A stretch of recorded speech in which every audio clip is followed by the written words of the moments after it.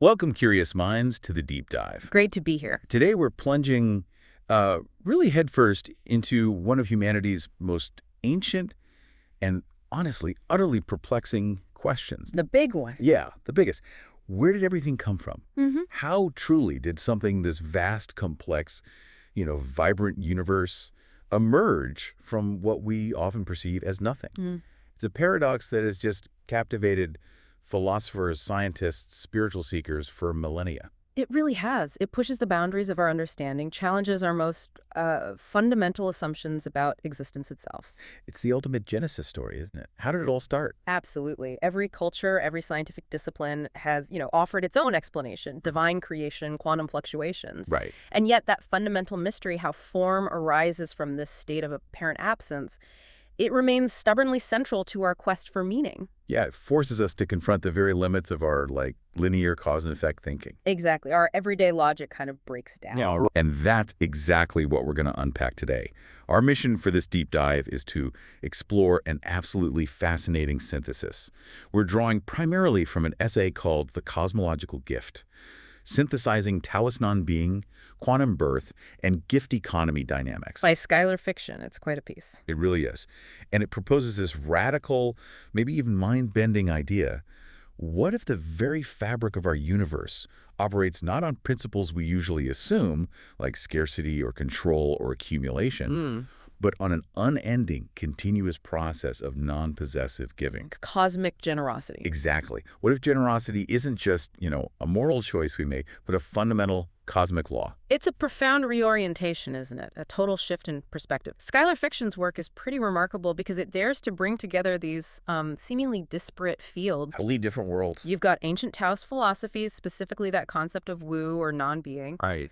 Then the cutting-edge revelations of quantum physics about the nature of the vacuum. Which is just mind-blowing in itself. Yeah, absolutely. And then grounds it all in anthropological theories of the gift economy. So it's a journey across disciplines, across millennia even. It really is.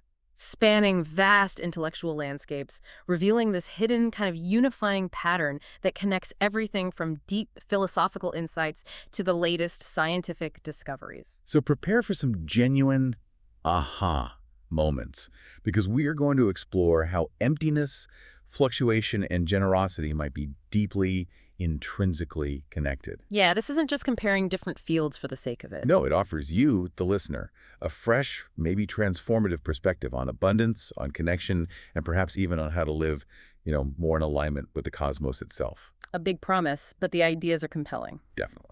So let's begin to unpack this extraordinary concept. Let's do it. Let's start with this universal human problem of origins. It really sets the stage for everything else we're about to discuss. The foundation. Right. Across every human culture, ancient, modern, the question persists: how did the universe begin?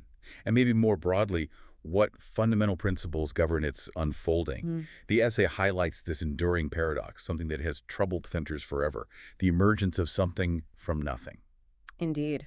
And it's a question that goes beyond just curiosity, right? It speaks to our fundamental understanding of what reality is. What it's all made of or not made of. Exactly. If you look at ancient cosmogonies, so many of them grapple with some kind of primordial void or chaos from which order emerges. Right, like a formless state first. Precisely. And even in modern physics, despite our incredibly sophisticated instruments, we constantly run up against this seeming impossibility. How can something so vast, so intricate, so energetic as our universe just arise from an apparent void? It challenges our most basic assumptions about causality, about what it means to be and what it means to not be. Our everyday intuition just screams impossible. Right. It tells us you can't get something from nothing.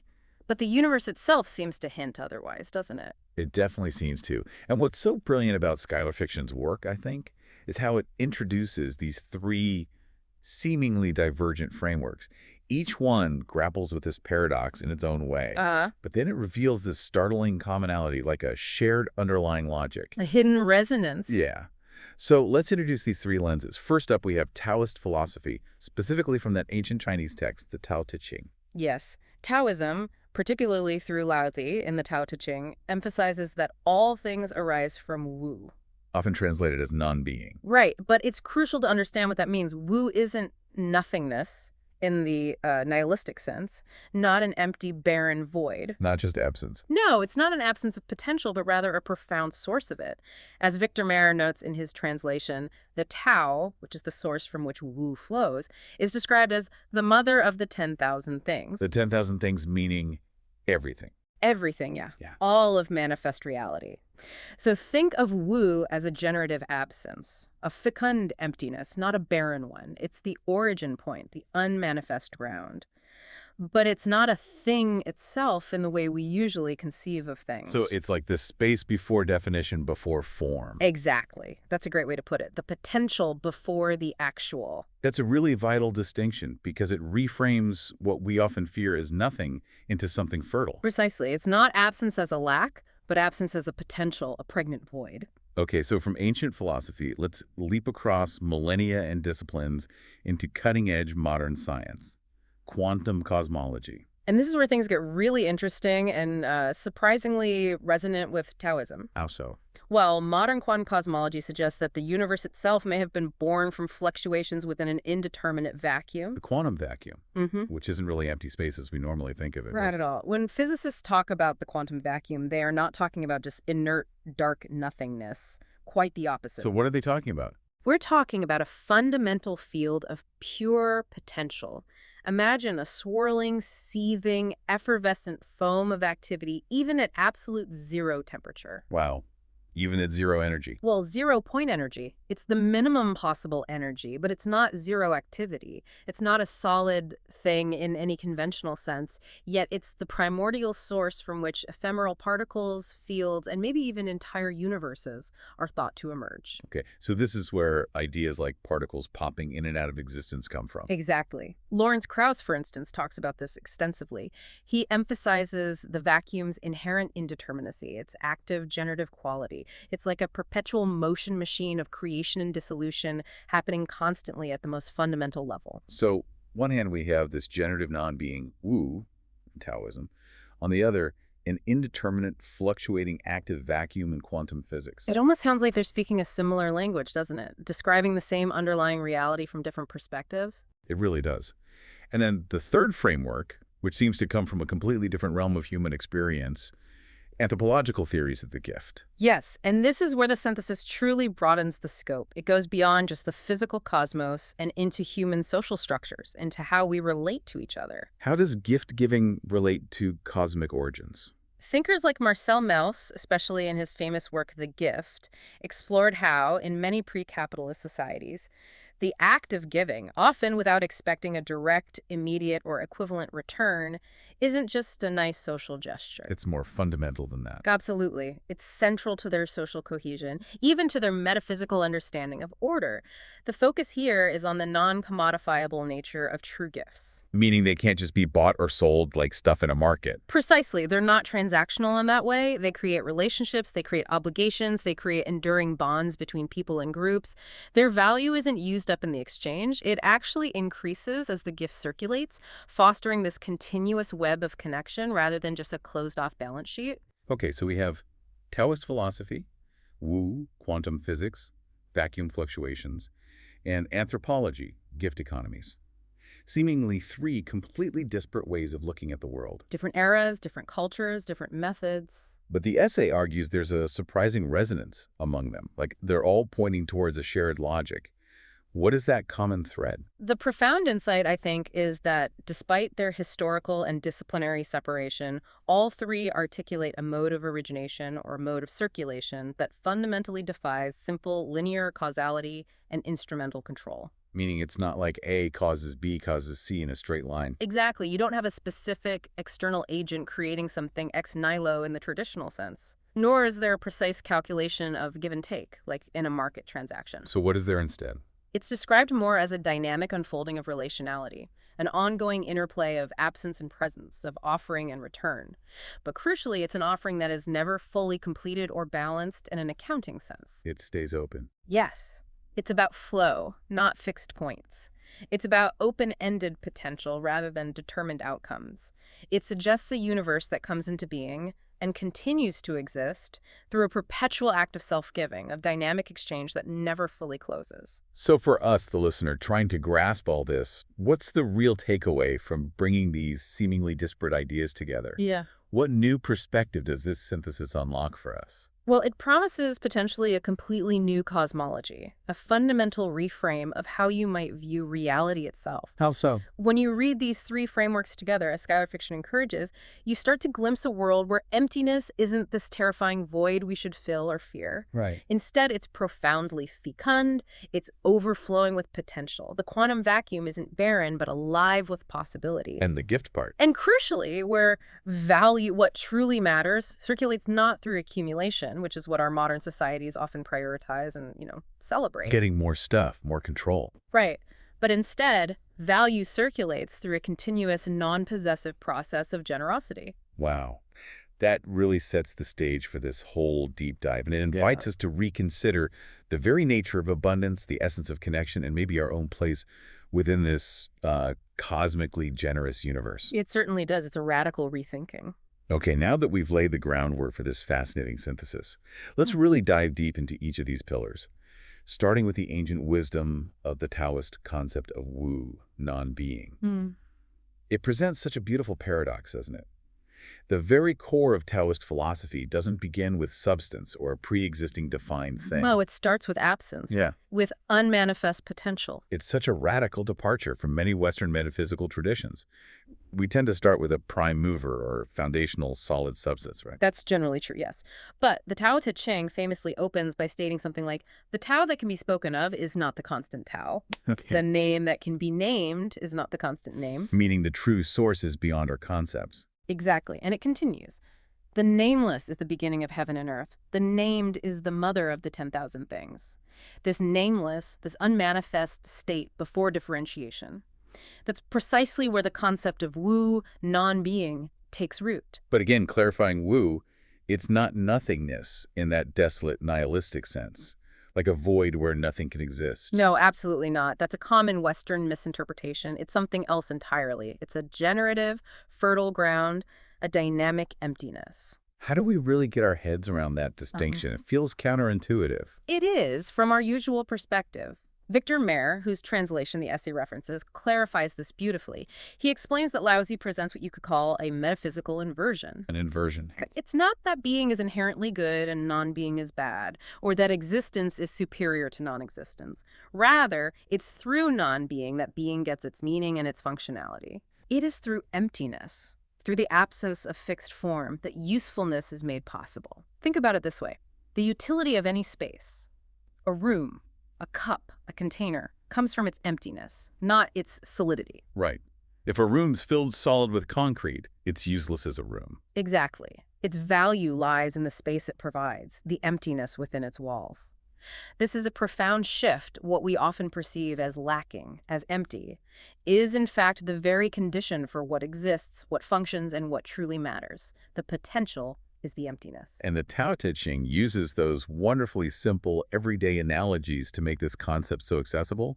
The wheel is a classic one. It's perfect, isn't it? Imagine a wheel. You have the solid spokes, the solid rim, but what allows the wheel to actually rotate, to fulfill its purpose of enabling movement? It's the hole in the middle, the hub. It's the emptiness of the hub. Without that central empty space where the axle fits, the wheel is just a solid block. It can't function. The absence within the hub is what makes the presence of the spokes and rim meaningful and useful. It's the point of connection, the enabler of motion. Precisely. The Wu is the potential for connection and movement embodied in that empty space. And the clay vessel analogy, too. That one always sticks with me. You mold clay into a pot, but its usefulness isn't in the solid clay itself, is it? It's in the hollow space inside. Yes, absolutely. The vessel's utility for holding water or grain or anything comes precisely from its hollow, empty center. If it were just a solid lump of clay, no matter how beautifully sculpted, it would be useless as a vessel. So these analogies dramatically illustrate the paradox. Absence isn't just a lack, it's the very condition for presence and utility. Emptiness, far from being opposed to fullness, is its precondition. It's the open space that allows life, motion, and meaning to unfold. It's like a generous invitation for something to fill it, to use it. So if we apply this to the idea of creation itself, the Tao's way of giving isn't like an artisan forcefully shaping raw material. No, it's much more subtle, much more inherent than that. Creation, from this Taoist perspective, is understood as an ongoing, continuous gift of emptiness. A gift of emptiness. Yes. The Tao gives rise to the 10,000 things, everything in existence, not through exertion, not through a forceful act of control or design, but by yielding, by offering non-assertive space for emergence. This aligns beautifully with the famous Taoist ethic of Wu Wei. Which means non-action. Or is that too simple? It's often translated that way, but effortless action or non-coercive action might be better. It really means acting in alignment with the natural flow of things rather than imposing your will upon them. So acting like the Tao acts. Exactly. Just as the Tao generates without claiming ownership or demanding a return, humans are encouraged to act without clinging to results, without trying to possess or accumulate what arises or what is given. It's a cosmic instruction, really, a way of being in harmony with the generative pattern of the universe. This really does disrupt Western metaphysical assumptions, doesn't it? We're often so focused on an external creator god or on being as the ultimate superior reality compared to non-being. It fundamentally challenges those ideas.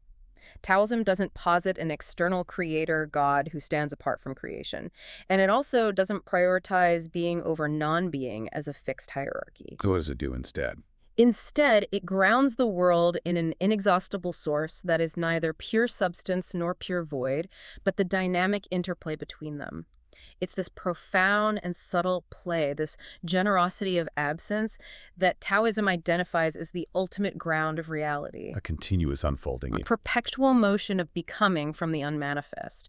It asks us to really reevaluate our deep-seated biases against emptiness, against lack, and see them instead as the very source of vitality and potential. And if we think about this generosity of absence in terms of that gift economy framework we introduced earlier, it makes perfect sense that emptiness itself resists commodification. You can't buy or sell it. That's absolutely crucial to this entire synthesis. Unlike material goods, which you can own, transfer, exchange, put a price tag on, emptiness simply cannot be possessed. You can't buy or sell the functional space in a room, or the rotational potential of a wheel hub, or the capacity for a new idea to arise in silence. So what can you do with it? It can only be entered into, received, and shared. The Tao's gift of non-being is inherently non-possessive. It's a giving that leaves no debt, a circulation without a ledger. A pure enabling act. Exactly, a foundational generosity that allows for everything else. This notion of non-possessive generosity in Taoism truly prefigures later anthropological theories of the gift, but on this vast cosmological scale. It shows us the universe itself might operate on giving, not taking. So understanding Taoist non-being as a cosmological gift isn't just a clever turn of phrase. It eliminates both its deep metaphysical meaning and its profound ethical implications for how we live. Precisely. It captures that creation itself emerges through a generosity of emptiness, through an act of non-possessive yielding. And consequently, human beings flourish when they, too, embody this pattern of non-possessive giving in their own lives and societies. So it's not just describing the universe as offering a guide for living in it. Exactly. Living in harmony with its deepest rhythms. To understand this principle is to be invited into a radically different way of relating to scarcity and abundance, possession and flow. Okay, from the ancient wisdom of Taoism and its generative absence, let's now make that leap into the truly mind-bending world of modern physics. Brace yourself. Because at the quantum level, the universe is far stranger, and perhaps, as you hinted, even more resonant with Taoist non-being than classical materialism ever imagined. We're now told that emptiness is, in fact, not empty at all. Indeed. It's one of the most astonishing revelations of 20th and 21st century physics. The so-called vacuum of space, what we classically imagine as just inert, passive, devoid of activity. There's nothing there. It's the complete opposite. It absolutely seethes with fluctuations. Seethes. What does that mean in physics terms? Imagine it not as empty blackness, but as a bubbling, effervescent foam of potentiality. Ephemeral particles are constantly emerging and dissolving back into the underlying field, almost like tiny, unbidden sparks of existence. Popping in and out constantly. Constantly. Physicists describe this as vacuum fluctuation, or sometimes zero-point energy. This isn't energy coming from an outside source. It's an inherent, irreducible energy within the vacuum itself. And from this energy, things can arise. Particles, fields, potentially even, some theories suggest, entire universes might spontaneously arise from these fluctuations. Krauss talks about the sheer dynamism of what we once thought of as nothing. He calls it the ground state of the universe. Minimum energy, but maximum potential activity. So it totally reconfigures our sense of cosmic origin. It's not about a primordial something that then bursts forth. Oh, it's more profound. Physics now suggests that nothingness itself births being. The Big Bang, rather than being seen as a singular rupture from some pre-existing definite thing, can be reframed as potentially a spontaneous gift of fluctuation from this vacuum state. So it's less a single event and more an ongoing potential. Almost as if the universe is constantly bubbling into existence, rooted in the quantum vacuum. Skylar fiction even calls this the Tao of physics, highlighting this uncanny parallel. Right, you mentioned that. Just as Taoism names Wu as the generative source, quantum theory points to the vacuum. Both traditions, incredibly, suggest that the absence we often fear or perceive as barren is, in fact, secretly abundant, secretly giving rise to everything. It's not a blank slate, but a vibrant, pregnant canvas. Beautifully put, yes. And these quantum fluctuations, they aren't happening because of some specific deterministic cause, are they? There's no prior intention, no specific trigger like pushing dominoes. That's right. There's no classical cause and effect chain in the way we normally think about it. They exhibit what the essay calls probabilistic generosity. Probabilistic generosity. I like that term. Me too. Virtual particles bubble into existence, unbidden, unearned, without external command. There's no grand architect pulling strings, no specific reason in a linear sense. They just happen. They are, in a profound way, gifts of uncertainty, appearances that owe nothing to a prior intention or deterministic sequence. They simply are, for a fleeting moment, before dissolving back into the potential field. It's a dynamic, unprogrammed unfolding. Like the universe constantly saying, here's a possibility just because. Exactly, a spontaneous generosity of reality itself. It reminds me so much of that Niels Bohr quote, doesn't it? Yeah. Everything we call real is made of things that cannot be regarded as real. Absolutely. Bohr's dictum resonates so strongly with Laozi's intuition that being is fundamentally grounded in non-being. Two vastly different approaches converging. One, ancient philosophical insight, the other, cutting-edge scientific discovery, both seem to converge on this radical idea. Reality itself rests on the paradoxical fecundity of absence. It's a dynamic interplay between existence and non-existence. Where the non-existence isn't inert, but the fertile, active ground for the existence. Our very reality is built on this foundation of ungraspable, fleeting potential. And thinking back to the gift economy idea, a virtual particle popping in and out like that, it can't really be owned, can it? Its existence is just too fleeting, too non-fixed. Precisely. This highlights the non-possessive logic inherent in physics at this fundamental level. You cannot capture, hold, or own a virtual particle like a commodity. You can't put it in your pocket. Not at all. Its existence is fleeting, relational, and it exists without transaction. It's not traded or exchanged for anything. It's simply given by the vacuum, emerging from its inherent potential. So physics itself hints at a kind of primordial gift economy. In this profound sense, yes, a circulation of energy and potentiality that precedes any notion of market exchange, contracts, or even survival in the conventional biological sense. It's a pure, unconstrained flow of becoming. A ceaseless outpouring that doesn't keep accounts. Exactly. No ledger needed. So this implies that creation isn't a finished singular event that happened billions of years ago and that's it. It's more like a continuous act of gifting. A universe that's always being given into existence. That's the profound implication, yes. Just as Taoist non-being, Wu, is never exhausted, always capable of giving rise to new forms. Right. The quantum vacuum also remains inexhaustible. It's described as an eternal fountain of potential, an infinite wellspring from which new realities can constantly bubble up. So quantum birth means we're living on... Not on stable, fixed foundations, but on a sea of generosity, a cosmos where fluctuation is the very mode of giving, where possibilities are constantly emerging and dissolving, making way for new ones. It's constantly creating, constantly offering. Without ever being depleted or diminished by its own generosity. Its alignment between Taoist non-being and quantum birth is truly striking. It really suggests that the deepest order of reality isn't about control or stability or accumulation like we often assume. It points towards something else entirely, unceasing generosity. The Tao gives without grasping, without holding on to what it creates. And the vacuum fluctuates without intention, without a goal, just as a fundamental process, perpetually bringing forth new possibilities. So both describe a world where the very ground of being is a gift of non-being. A continuous outpouring. It's a universe that is inherently, ceaselessly, and non-possessively giving. It reminds us that even in what seems utterly empty, there is infinite potential, infinite generosity. Okay, we've explored the profound generosity of emptiness in Taoism and the cosmic giving of quantum fluctuations. Now let's bring it down to Earth, or rather into human society with gift economy That's a dynamics. social mirror. Right. If the cosmos itself gives without depletion, how does anthropology, the study of human societies, reflect that universal pattern? What does this cosmic generosity look like in our human relationships? This is where it becomes really tangible, offering a reflection of those cosmic principles in how people actually live and organize themselves. Marcel Mauss's classic work, The Gift, from 1925. A foundational text in anthropology. Absolutely. It fundamentally changed our understanding of how many pre-capitalist societies function. Mauss argued their survival and cohesion weren't primarily based on market equivalence, that idea of a precise, balanced exchange of goods for profit or fixed value. Like swapping 10 pounds for goods worth exactly 10 pounds. Right. Instead, they were based on intricate webs of reciprocity, obligation, and generosity. So the gift in these systems wasn't just a commodity. No, it was far more. It was a powerful social force, a total phenomenon, as Mauss called it, that bound communities together. Its value wasn't exhausted in a single transaction. Get going. Exactly. It circulated, creating and reinforcing relationships, status, mutual obligations, rather than simply balancing ledgers. It fostered an ongoing social bond, not a concluded transaction.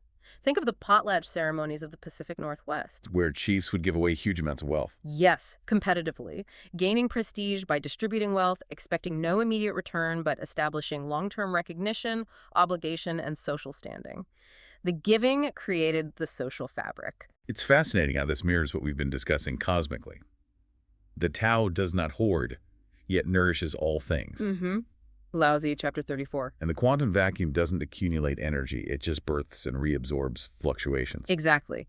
The parallel is profound and undeniable. The Tao flows everywhere, doesn't hoard. The quantum vacuum births fluctuations that dissolve back into potentiality, maintaining its inexhaustible generative capacity. So in all three domains, Tao, quantum, gift economies. Giving isn't a secondary act, subordinate to calculation or profit or individual gain. It is the very mode of being. This suggests the fundamental structure of the cosmos, from subatomic to social, operates on a gift logic rather than a purely exchange logic. It's about participation and circulation, not accumulation and possession. Precisely. And one of the key insights from anthropologists studying gift economies is that a true gift can't ever be fully reciprocated, right? There's always this sense of a remainder, something left over. That's a crucial point, yes. It's what distinguishes a gift from a simple commodity exchange or paying off a debt. Every return gift is often marked by a surplus or a difference or a delay, ensuring the circulation never actually closes. It's not a closed loop where accounts are settled perfectly. No, it's an open-ended, continuous flow, building relationships over time.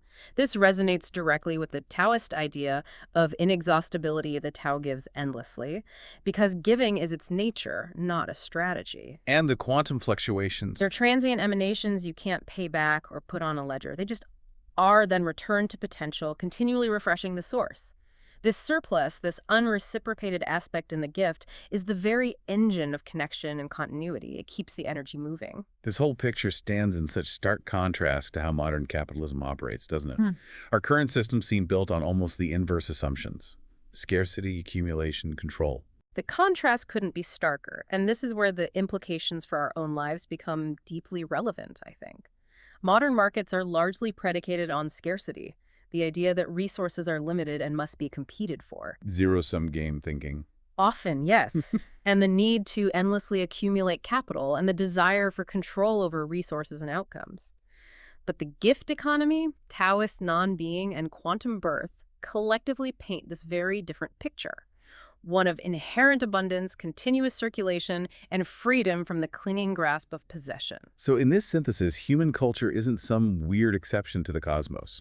No, it's presented as a continuation of cosmic dynamics, a kind of fractal expression of the Tao's generosity. We're participating, whether we realize it or not, in this larger pattern of giving. But our current economic systems often pull us fundamentally out of alignment with that pattern. That's the argument, yes, that they encourage hoarding, competition, and seeing things in terms of transactions rather than relationships and flow. So it fundamentally reframes what we even mean by value. It's not just about the price tag anymore. Absolutely not. In a capitalist system, value is primarily measured in price, in quantifiable economic terms. How much can something be bought or sold for? Right. But in a gift economy, value is measured in relationship, in obligation, in sacredness, in the bonds it creates, the social standing it confers. Which aligns perfectly with Taoism. Where the most powerful realities woo, emptiness, silence, are also the least quantifiable, the most elusive to capture or price. And in the quantum vacuum. The worth of a fluctuation isn't its duration or exchange value, but its participation in that ongoing, non-terminating field of potential. It's about its contribution to the flow, to the overall dynamism of reality itself. This all has really profound societal implications then, doesn't it? If the cosmos itself is structured by this gift logic, then maybe the survival and flourishing of human societies depends on us recovering this deeper truth and aligning with it. It points towards a profound realignment, absolutely.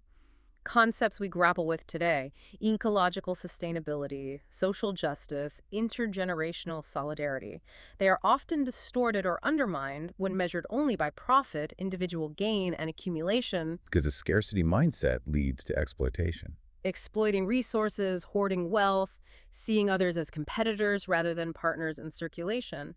But by realigning our culture with this gift circulation, understanding ourselves as part of a continuously giving cosmos, the argument goes we can participate more consciously in the cosmic rhythm rather than working against it. And anthropology shows this isn't just abstract theory. No, it shows this pattern of generosity is a deeply lived reality for many cultures, profoundly underpinning how communities thrive.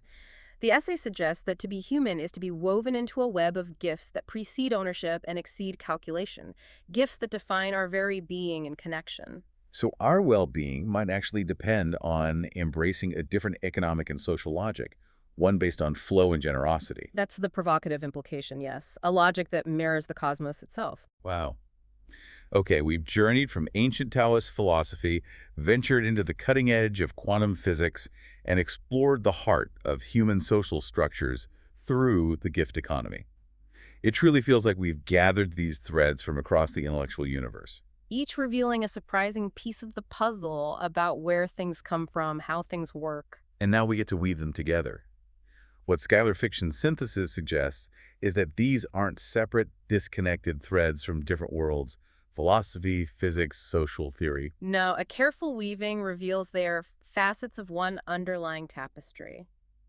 There's a hidden coherence here, a fundamental pattern that's truly breathtaking when you start to perceive it. A shared logic across scales and disciplines. Exactly. Transcending historical and cultural boundaries. So what are these hidden symmetries? What are the core insights that emerge when you really bring Taoist non-being, quantum birth, and gift economy dynamics all together? Well, the first big symmetry seems to be this incredible idea of absence as generative spacing. Okay, explain that. In Taoism, you have Wu, non-being, presented as the inexhaustible source, the unmanifest potential. Right, the mother of the 10,000 things. In quantum physics, the vacuum isn't empty, but a fecund field, bubbling with potential, creating reality from within itself. The seething foam. And in gift economies, the system thrives not on fixed possessions and closed deals, but on the deferral of equivalence, that unclosed openness, that lingering obligation that allows circulation to continue, creating space for new connections. So the conclusion is,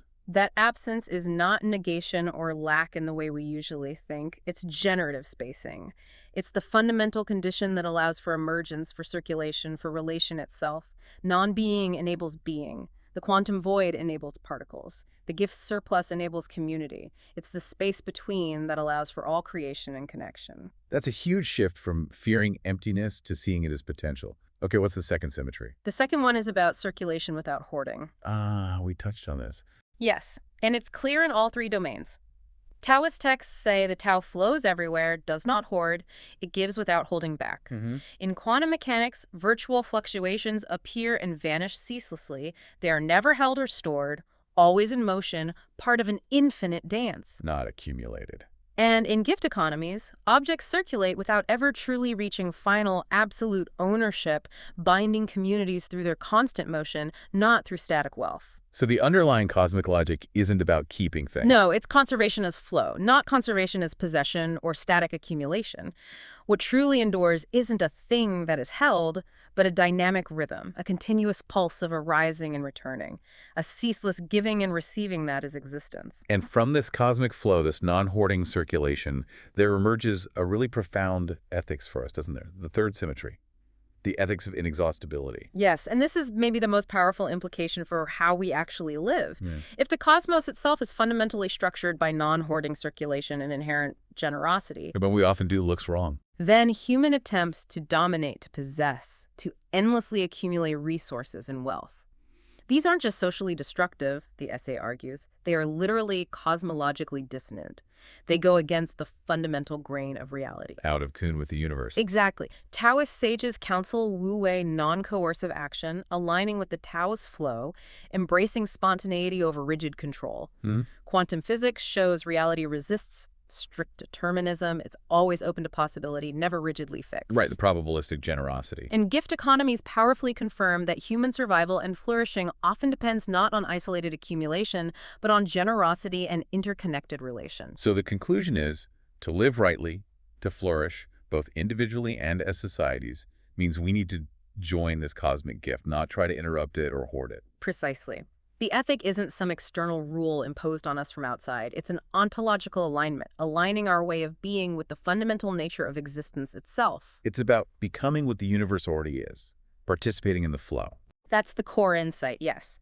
And this leads Schuyler Fiction to propose what they call a provocative invention, the cosmological gift paradigm, CGP. A new framework. A potentially unifying lens, yes. A new paradigm that could fundamentally reorient our understanding of economics, science, maybe even spirituality. Okay, so what are the key recognitions of this CGP, this cosmological gift paradigm? There seem to be three core recognitions. First, value is relational, not intrinsic. Things matter not in their isolated state or possession, but in their circulation, their connections, the relationships they enable. Value comes from the flow. Second, absence is generative. Emptiness, uncertainty, non-possession. These aren't threatening voids to be eliminated or feared, but fertile grounds for new possibilities, for growth, for emergence. The source, not the lack. And third, sustainability means flow, not stasis. A truly living system, whether it's a body, an ecosystem, or the universe, endures by circulating energy, circulating gifts, circulating possibilities, not by hoarding them or trying to fix everything rigidly in place. That really challenges our usual ideas about stability and permanence. It does. It suggests true resilience comes from adaptability and flow, not rigid control. So the potential impact of embracing this cosmological gift paradigm could be truly transformative, moving beyond just a nice metaphor into a practical blueprint. Potentially immense. It could inspire genuinely new social systems, moving away from debt-based economies focused on competition towards circulation-based economies, where well-being is measured by flow, connection, shared abundance. And in science. It could lead to new scientific frameworks that embrace uncertainty not as a problem to be solved or eliminated, but as fertile ground for discovery and innovation, seeing the fluctuations as opportunities. And spiritually. It could foster spiritualities that embrace emptiness not as a void to fear, but as divine, as the sacred source of all things. It offers a blueprint for living in harmony with what seems to be the deepest truth of the cosmos. This is a truly comprehensive and unifying vision. It suggests that Taoism, quantum physics, and anthropology aren't just being compared here. No, not just juxtaposed. They genuinely converge on a hidden law of the cosmos, a profound principle underpinning all reality. And that law, when you boil it down, is incredibly simple, yet profoundly revolutionary. To give is to be. To give is to be. The essay makes it clear. This isn't intended as merely a poetic metaphor, a nice idea. It's presented as a fundamental structure of reality itself, observable across scales and disciplines. The Tao gives without end, eternally replenishing everything. The quantum vacuum fluctuates without loss, an infinite source of creation and potential.